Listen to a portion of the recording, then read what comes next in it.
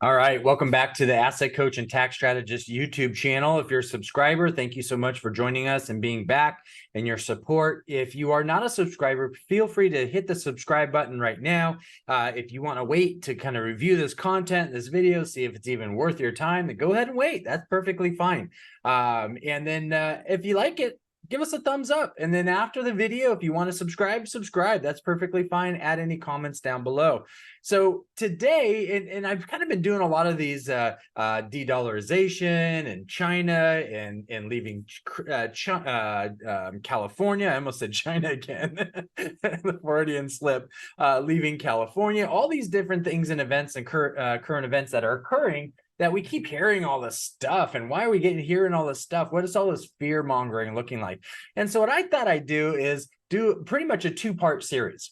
This part is going to talk about the 10 weakest currencies, and then we're going to talk about the 10 strongest currencies. Okay, this will be part one.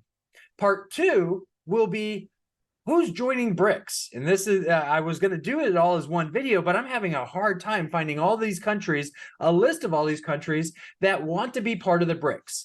And I am hypothesizing, for all you scientists out there, I'm hypothesizing that the list of people who want to join the BRICS are probably not on the 10 strongest currencies.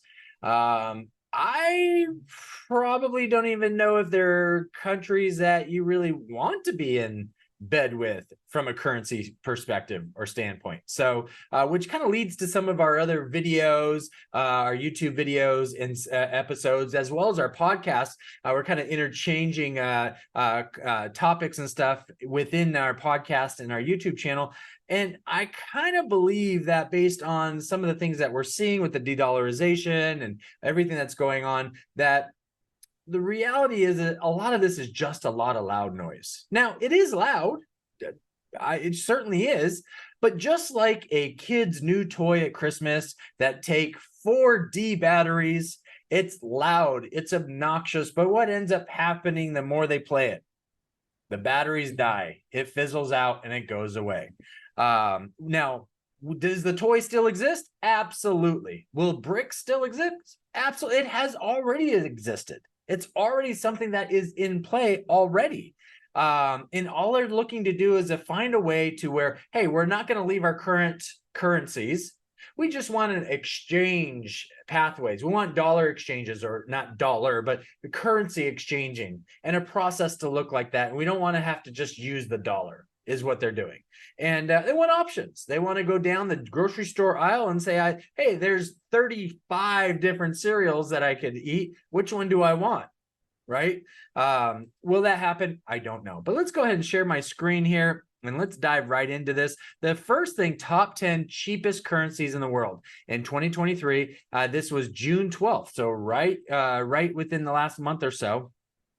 The US dollar is a powerhouse among the world's currencies. It's the money that most traded on the global stage by a wide margin, is often used as a yardstick for comparing currencies. The greenback may not be the world's strongest currency. Those bragging rights go to Qatar, and we'll talk about that in the next section. But it's right up there among the 180 or so traditional fiat. So there's 180 traditional fiat currencies, okay, recognized as legal tender around the world. A fiat currency is money that isn't tied to the worth of a physical commodity like gold or silver, meaning it's backed by that particular country. Make believe. It's paper with somebody's picture on it, says the country's name, and says, here's the valuation of this. Okay, BRICS is going to be the same thing, by the way. At the opposite end of the scale, in the world's least valuable currencies, which trade at tiny fractions of a dollar, often you need tens of thousands of units of foreign money to get just $1. US dollars, what we're going to grade this based on. So let's scroll down. How the foreign currencies price. The world's currency trade in pairs. For example, you have to have one country's dollar or fiat currency and another country's fiat currency. So if things are compared or exchanged based on the dollar, it's going to be the dollar and the other country's fiat currency that is looking for the exchange or the pricing. Okay, so that's what this first sentence here is saying. The majority of currencies are floating, meaning that their value moves around in response to the supply and demand factor. But some currencies are pegged. Their value against other currencies like the dollar holds steady. They use the dollar as a support mechanism for their currency, which is why they say it's pegged.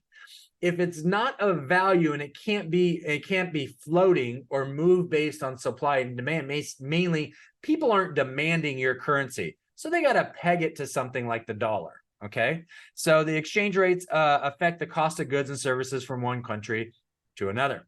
All right, what are the world's top weakest currencies? Number one, Iran. Now, most of these currencies, I'm sure the majority of us have never heard of. Obviously, we've heard of the country. Actually, you're going to find a couple of these countries where you're like, that's a country?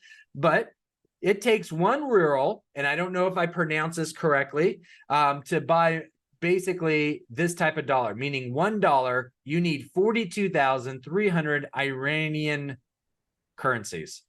Okay. Now, they're saying a lot of this is because of the economic sanctions and squeeze by the U.S. since 2018.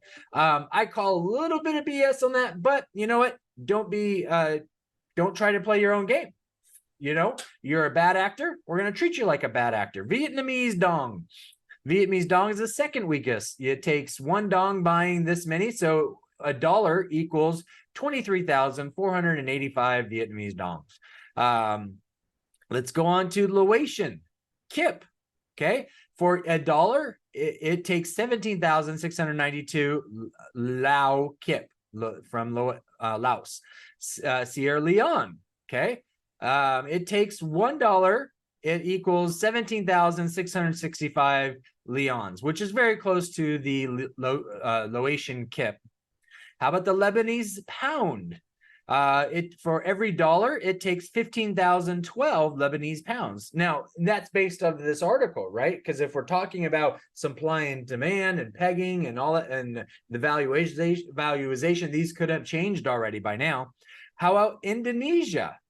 For every dollar, it takes 14,985 Indonesian rupiah. Rupiah. How about Uzbekistani? I am so sorry for the citizens of this country. I apologize for not being able to pronounce your country's name. That is my my inability, so I apologize for that. But for every dollar, it takes 11,420 of som for their currency, which was part of the Republic of the Soviet Union. So I think they're still trying to roll out or be essentially on their own. How about the Guinea franc? Okay, for every dollar, it takes 8,650 francs for $1. Now you see where we got a leap from 7 to 8. It took 11,000. Now it's taking 8,000. So we got a big gap between there. Number 9 is, let's see here, for every dollar, it's 7,241 for the Ganari.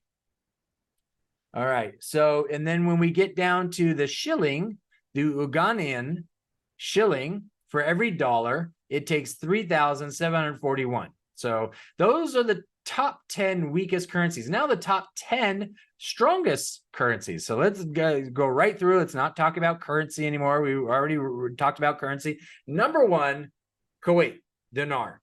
Okay, for every dollar equals 31.31 dinar. Okay, so basically for 1 dinar, you need $3.26. Okay, so pretty good. How about the Bahraini dinar? Okay, for every dollar, or for every dinar, sorry, you need $2.65 to equal 1 dinar.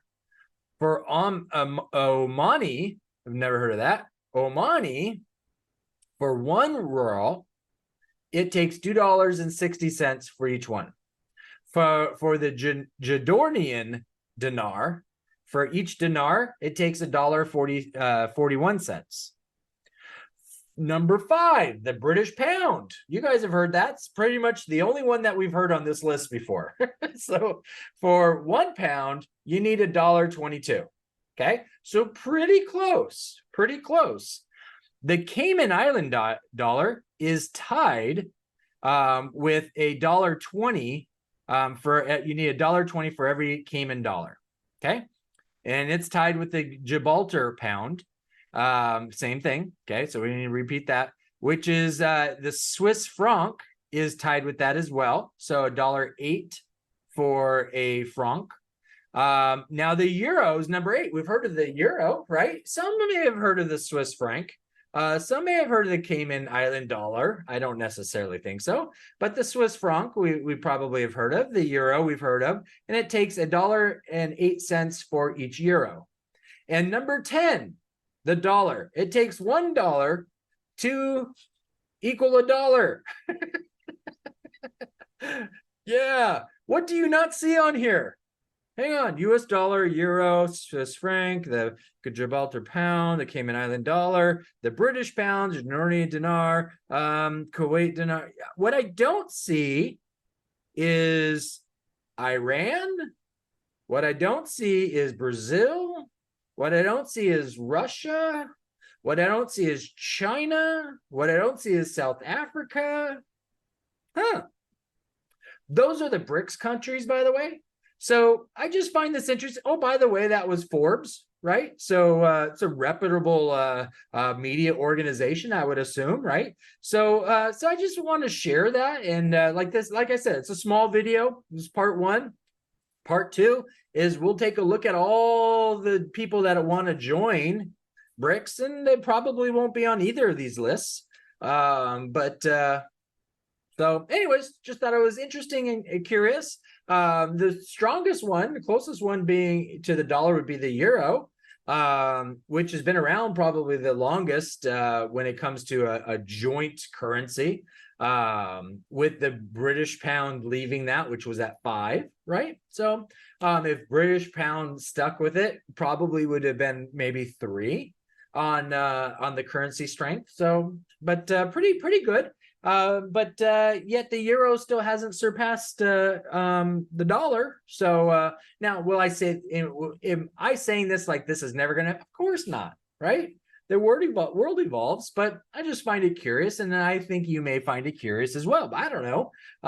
So anyways, hopefully this was fun. If you like this content, now subscribe. Now you hit the subscribe, and then you give me a thumbs up, and you give me a positive comment. Make me feel good, and say, "Oh God, this feels really good. I'm going to do part 2." So encourage me. And just kidding, I don't need all that. I'm just doing this for me. I find this to be fun and interesting, and I learn a lot by doing this. A lot of stuff, right? We can't complain and sit there and be whiners all the time. At some point, we got to go look for information, and so that's what I'm doing. I'm looking for information, and I figure I share this information with you. Why not? Let's instead of whining and complaining together, let's research and get information and become more knowledgeable together. So thanks so much. Have a great one. Bye.